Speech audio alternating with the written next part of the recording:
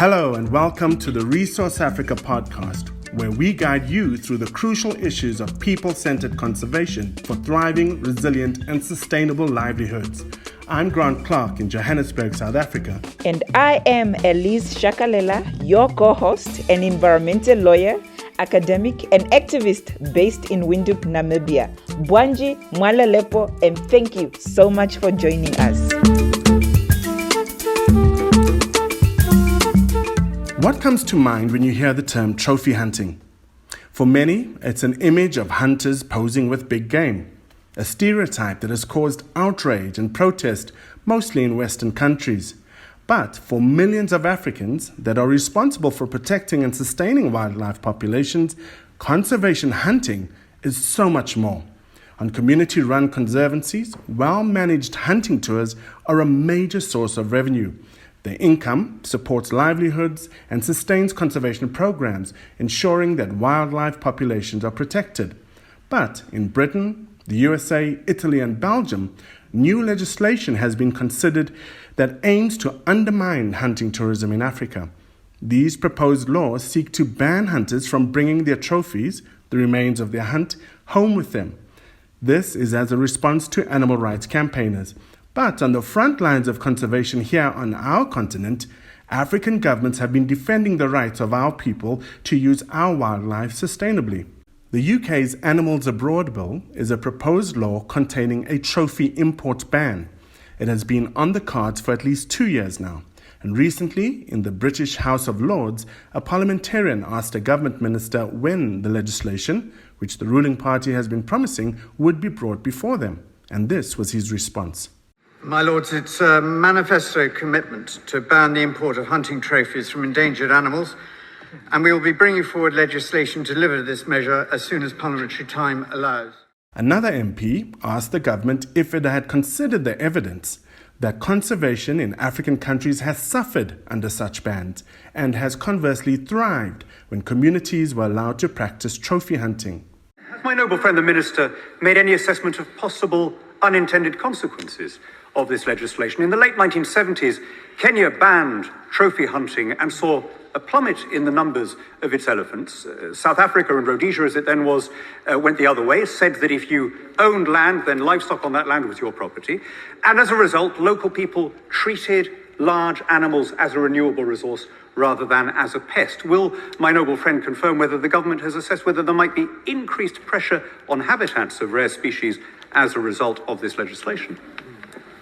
As part of the consultation, we heard from a number of different organisations and governments, including South Africa, Mozambique, Namibia, Canada, Zambia and Botswana, all of which support trophy hunting as a conservation tool. There is a wide-ranging debate about the value of well-managed conservation hunting and the impact that can have on increasing the number of rare and endangered species, and against badly managed hunting, which sees large amounts of rare and endangered species killed and no value to conservation. It's those unintended consequences that these lawmakers are talking about that we want to get into today. Elize, you're an environmental lawyer who practices and teaches conservation law in Namibia. Help us understand this. Does a country like Britain or Italy or Belgium or the US for that matter, or any country, have the authority to pass laws that govern what goes on in sovereign countries in Southern Africa? Well, Grant, the main purpose of international law is to promote justice, prosperity, and peace around the world. International law also recognizes that each country is sovereign on its own. And that is why each country is actually liberty to pass any law that it deems appropriate for its citizens. However, practically speaking, laws, especially those that are regulating natural resources, are likely to impact different countries. That is why if the Animals Abroad Bill is passed, it will affect African countries. Also, talking about these legislations and policies in Western countries and what it means to us here in Africa, we have a guest on our show today. That is Dr. Rodgers Lubilo. the chairman of the Communities Leaders Network, in short, what you call CLN, which represents hundreds of rural communities across 9 African countries that actually practice sustainable wildlife conservation on land where they coexist with animals. Welcome and Bwanji, Dr. Rodgers. Thank you, Liz. Rodgers, how do the communities who are responsible for managing and protecting natural resources feel about these laws that actually threaten to undermine the work that you do? We actually disturbed with this legislation because we see this legislation as an attempt to undermine our efforts that we have lived with to conserve and protect our natural resources. We believe this law is not good, is not fair for our interest, for our conservation in Southern Africa.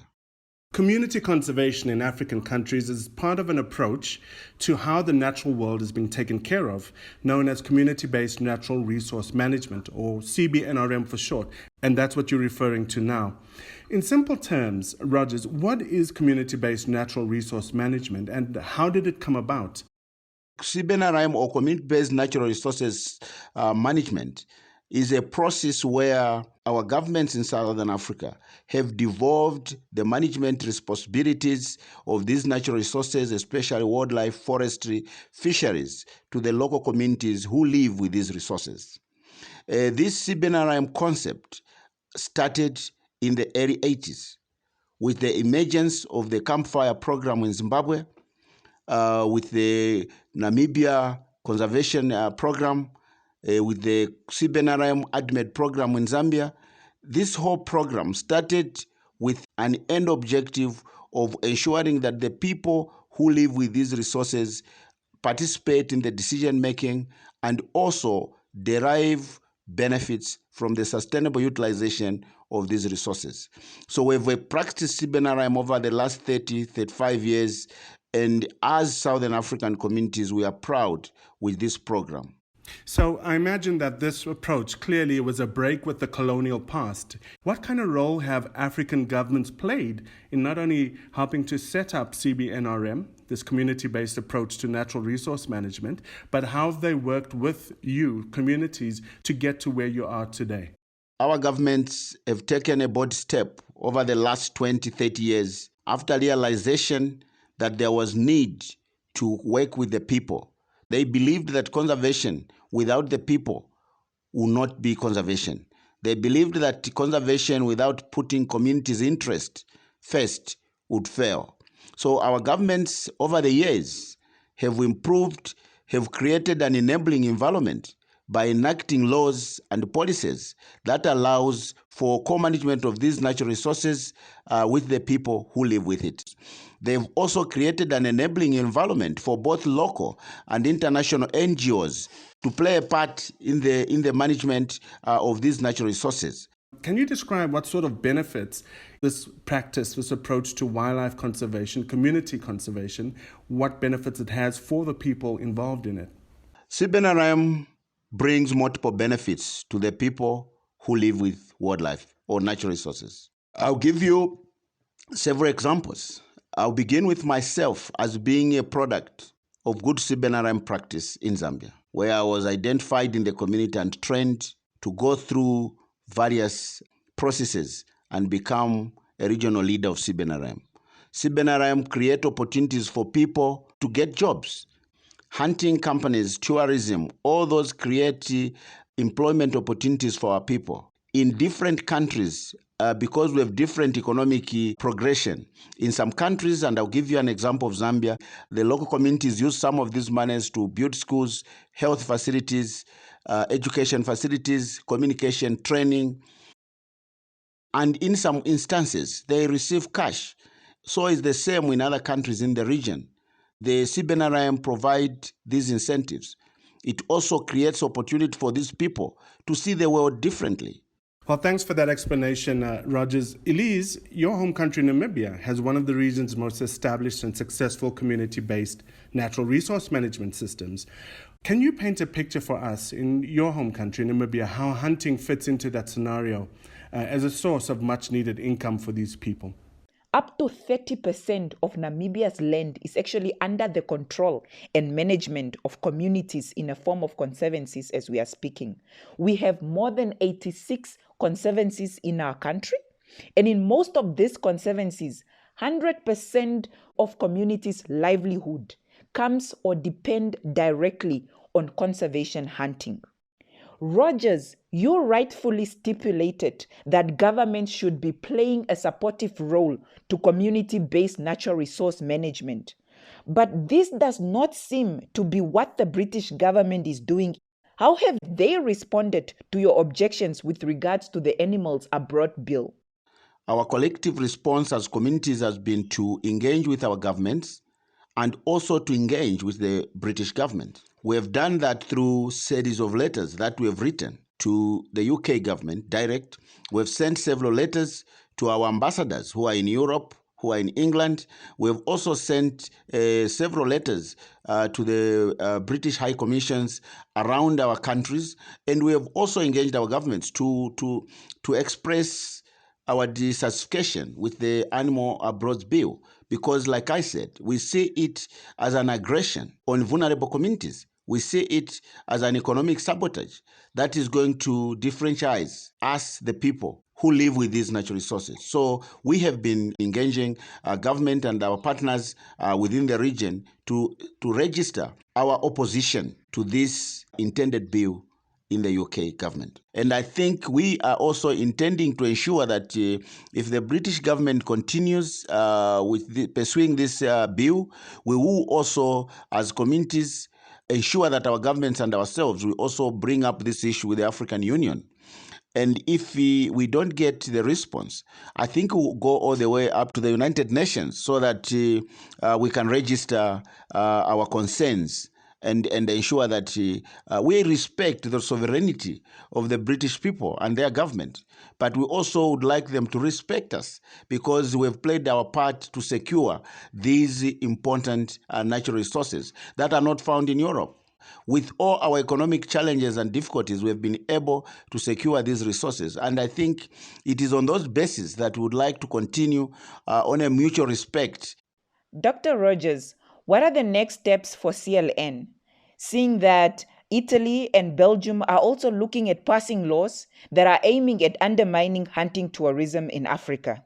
Our next step will be to engage our constituencies, which are the national networks, and to build a collective position. Once that is done, we would like our SADC Secretariat to be notified. And then we will, of course, like I said, take up this matter with the African Union. But we are also, as CLN, planning to actually engage with these countries. We are through the European Union.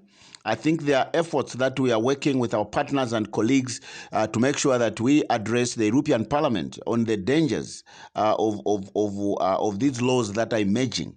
We are also engaging to see if there's a possibility that the British government and other governments can give us audience so that we can present our case. So as CLN, I think we remain resolved to build a peaceful engagement around these issues. Dr. Rodgers Lubilo, thank you so much for summing up these issues so powerfully. Thank you, Liz, and thank you, Grant, for an opportunity to say something around CBNRM and the Animal Abroad Bill. And thank you for joining us. We'll be back with our regular show in a couple of weeks, bringing you the voices of communities on the front line of African wildlife conservation. Resource Africa, empowering rural communities to exercise their right to sustainably use and manage their natural resources.